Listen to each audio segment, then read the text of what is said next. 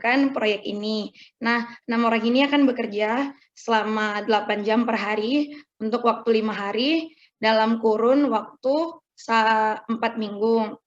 Tapi nyatanya jika dilihat mengikuti jadwal, tim saya ini seharusnya sudah menyelesaikan pekerjaannya untuk proyek di minggu ketiga.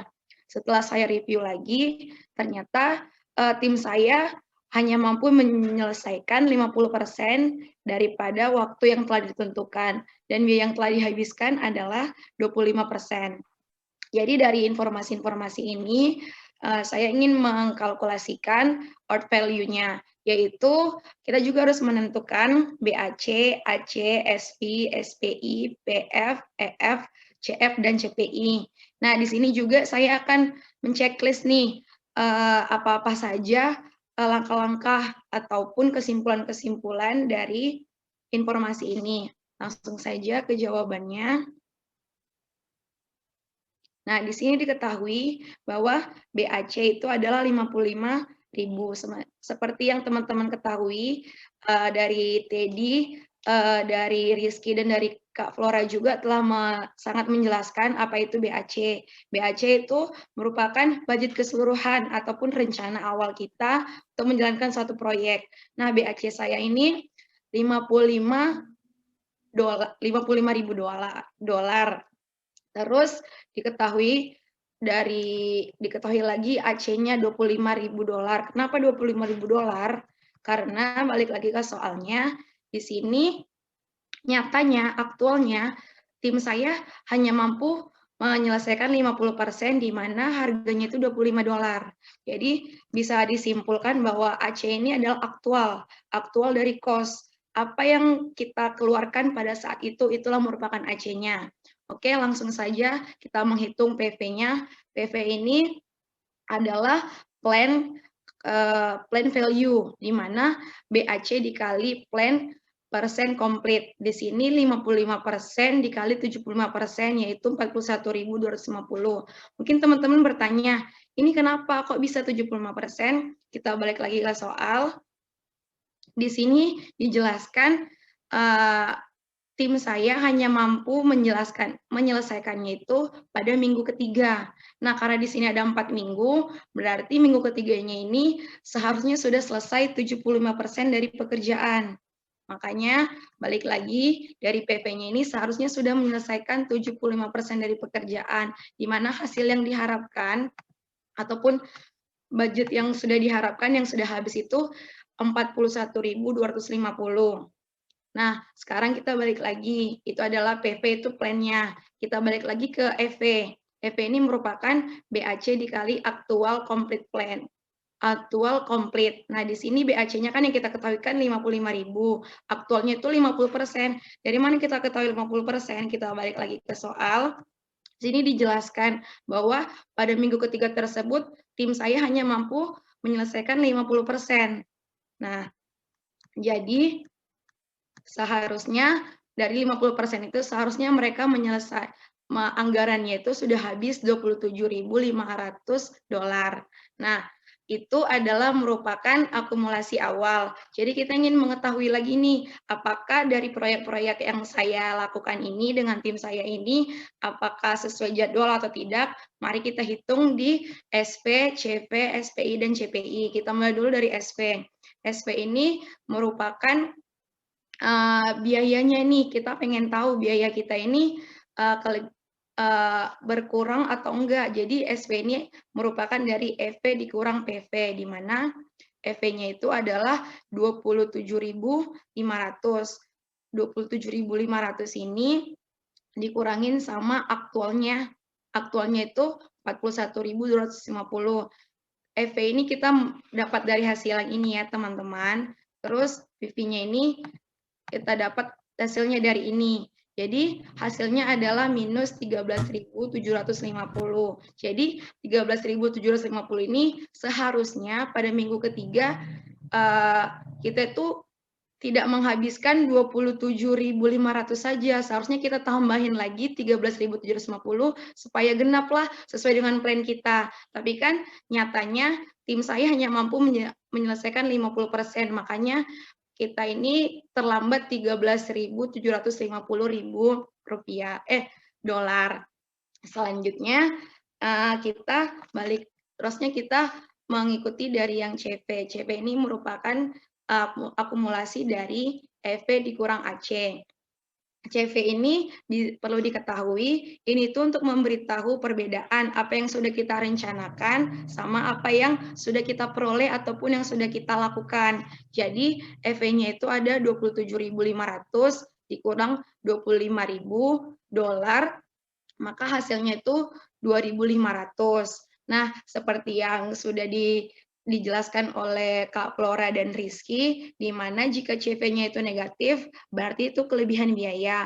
Jika CV-nya positif, berarti itu kekurangan biaya. Jadi dari case ini bisa diketahui bahwa dari proyek saya ini kekurangan biayanya itu 2.500 dolar.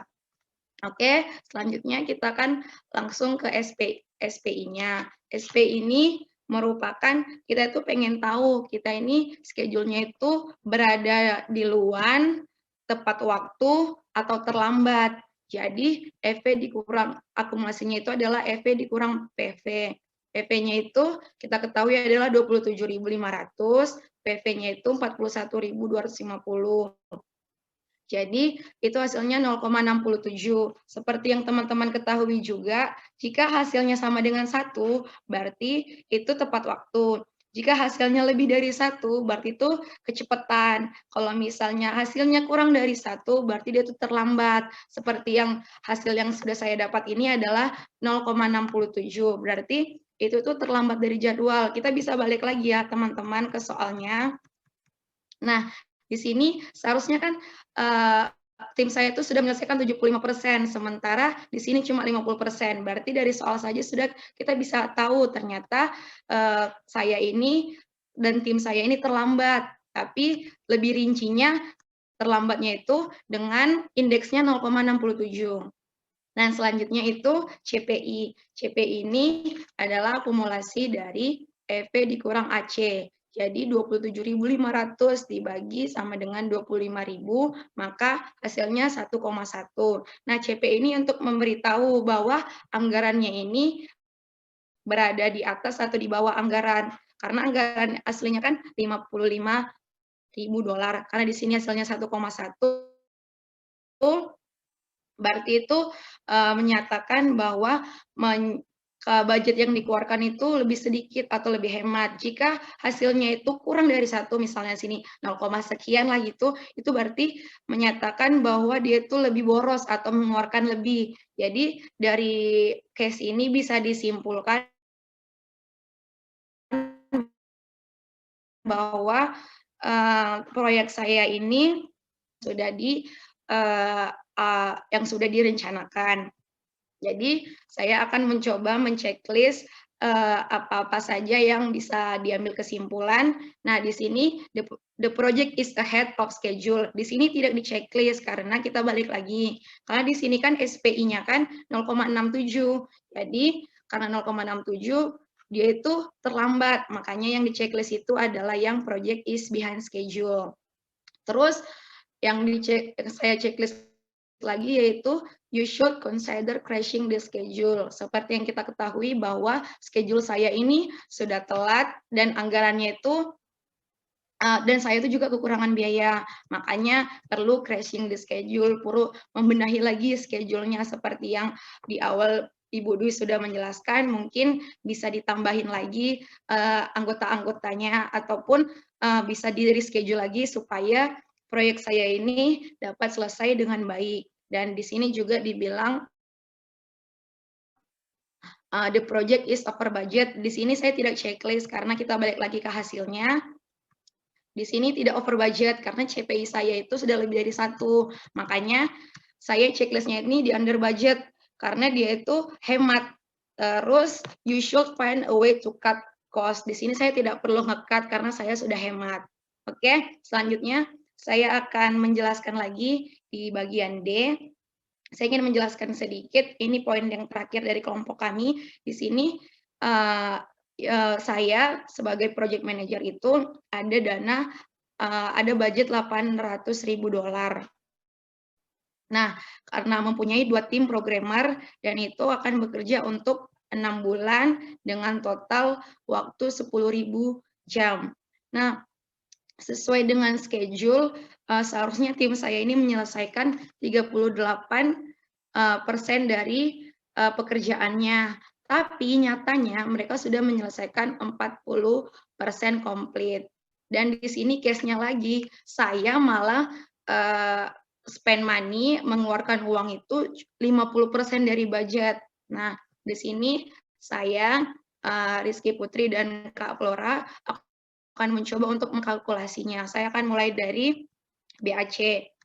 BAC-nya seperti yang kita ketahui adalah budget saya untuk keseluruhan yang rencananya itu adalah 800.000 dan PVC-nya itu adalah BAC dikali plan komplit. 800.000 dikali 38%. Dari mana 38% ini? Dari yang seharusnya tim saya ini menyelesaikan 38%. Makanya seharusnya mereka itu bisa menghabiskan uang 304.000 dolar. Nah, AC-nya itu adalah 400.000. Dari mana 400.000? Karena AC ini, saya ini sudah terlanjur mengeluarkan uang 50% dari budgetnya nih. Bisa teman-teman lihat, sementara budget yang harusnya itu kan 800.000, saya malah mengeluarkan itu 50%-nya. Jadi aktualnya itu adalah setengah dari 800.000, yaitu 400.000 dolar. Selanjutnya untuk EV, SV, dan CV akan dijelaskan oleh Kak Flora. Baik, terima kasih. Saya akan menjelaskan tentang EV, SV, dan CV. Yang pertama, cara menghitung EV yaitu dengan mengalihkan BAC dan persen progres aktual selesai. Seperti yang sudah diketahui, BAC itu 800.000 dolar dan aktual persen komplit atau persen progres aktual selesainya sudah diketahui di soal, yaitu sebesar 40%. Jadi kita tinggal mengalih saja, yaitu 800.000 dolar dikali dengan 40%. Sehingga didapat 320.000 dolar. Kemudian, cara menghitung SV yaitu EV dikurang PV, yakni 320.000 dolar dikurang 304.000 dolar. Maka didapatlah 16.000 dolar. Nah, di sini diingatkan lagi, SV atau schedule variance menunjukkan apakah proyek lebih cepat atau lebih lambat dari jadwal. Nah, di sini ada dua aturan. Yang pertama itu, apabila nilai SV negatif, berarti terlambat dari jadwal. Yang kedua, apabila nilai SV positif, berarti lebih cepat dari jadwal. Nah, pada kasus ini, SV-nya yaitu 16.000 dolar, yakni bernilai positif. Maka pada proyek ini, waktu yang dihabiskan lebih cepat daripada yang telah dijadwalkan. Kemudian, cara menghitung CV, yakni EV dikurang AC, yakni 320.000 dolar dikurang 400.000 dolar, sehingga didapatlah minus 80.000 dolar. Nah, di sini diingatkan lagi, CV itu atau cost variance menunjukkan apakah proyek menghabiskan lebih kecil atau lebih besar anggaran daripada yang seharusnya. Nah, aturannya ada dua. Yang pertama, apabila nilai CV negatif, berarti kelebihan biaya. Kedua, apabila nilai CF positif, berarti kekurangan biaya. Sehingga pada proyek ini, biaya yang dikeluarkan lebih kecil dari yang direncanakan, atau dengan kata lain, mengalami kelebihan biaya dari yang direncanakan. Selanjutnya, pembahasan dari Rizky Putri. Silakan. Nah, yang terakhir adalah kita menghitung rasio SPI dan CPI, di mana untuk mengetahui apakah rencana proyek kita ini lebih cepat atau lebih lambat selesai dibanding jadwal yang seharusnya. Dan apakah biaya yang diperlukan ini masih di dalam budget ataupun di luar budget yang direncanakan. Nah, perhitungan SPI-nya adalah pembagian dari EV dibagi PV, yaitu 320.000 dolar dibagi 304.000 dolar menghasilkan rasio 1,05, di mana 1,05 ini SPI-nya lebih dari 1, yang artinya ahead from schedule, maksudnya itu lebih cepat daripada jadwal yang direncanakan. Kemudian rasio CPI, yaitu hasil bagi dari FV dibagi AC, $320.000 dibagi $400.000, menghasilkan rasio 0,8, di mana rasio ini di bawah 1, yang artinya proyek yang dikerjakan ini over budget atau biayanya ini melebihi dari rencana budget yang seharusnya. Lanjut bawahnya.